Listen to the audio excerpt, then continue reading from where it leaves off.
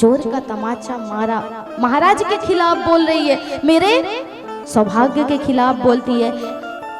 सरयू का पानी पीने के बाद, अवध का अन्न ग्रहण करने के बाद भी कैसी नारी तू, मुझे तो लगता है कि तेरे सौभाग्य पर ऐसा तमाचा पड़ा है मंथरा जिसे कोई ठीक नहीं कर सकता। मंथरा ने सोचा कि ऐसे बात नहीं बनेगी, रोने लगी, विलाप करने लगी, वहीं पर बैठ गई। महारानी को भी दया आ गई कि है तो दासी।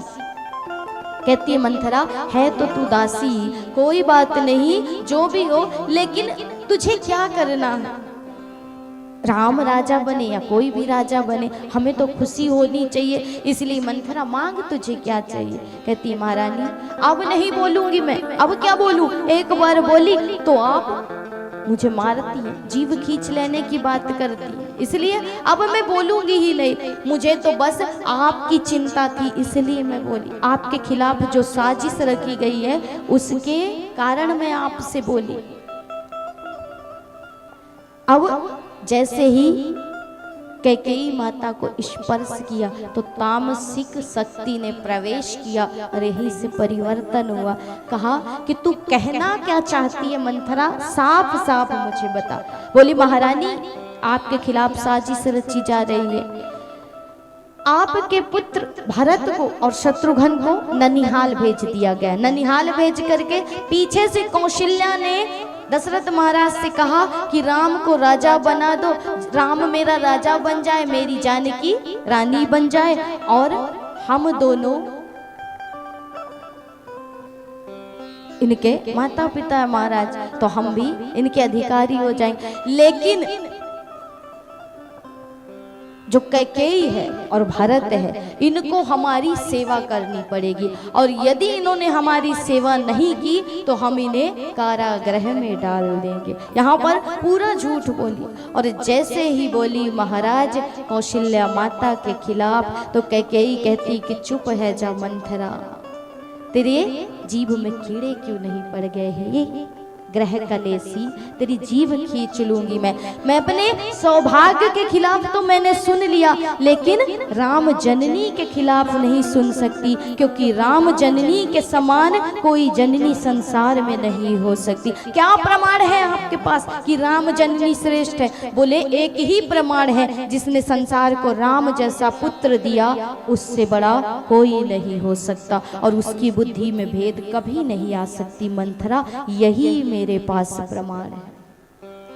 लेकिन महाराज मंथरा एक ऐसा पात्र है ना, लोभ का, लोभ ही है ना मंथरा, तो लोभ एक ऐसा होता है, ये हार नहीं मानता है, ये हार नहीं मानता, ये खींचता रहता है अपनी ओर, अपनी बातों की ओर। उसी प्रकार मंथरा हार नहीं मान रही है, कहती मुझे क्या करना है महारानी, मैंने तो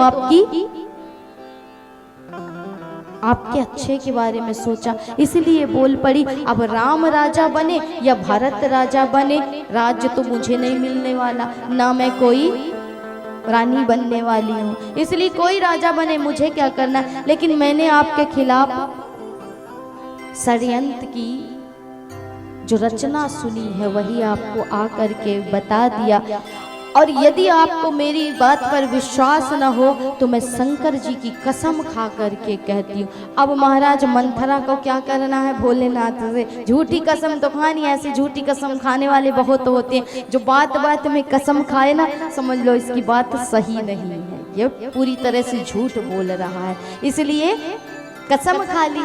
अब कसम खाई तो यहीं से महारानी ने उसे स्पर्श किया और फेर बदल आरंभ हो गया कि मंथरा, यदि तू सत्य कह रही है तो मेरे मन में कभी ऐसा पाप आया ही नहीं, या मैंने कभी ऐसा विचार किया ही नहीं, मैंने कभी अवध के खिलाफ या अवध के किसी व्यक्ति के खिलाफ ऐसा कोई षड्यंत्र जीवन में सोचा नहीं, ऐसा अपराध किया नहीं, फिर मेरे खिलाफ क्यों ये षड्यंत्र किया जा रहा है?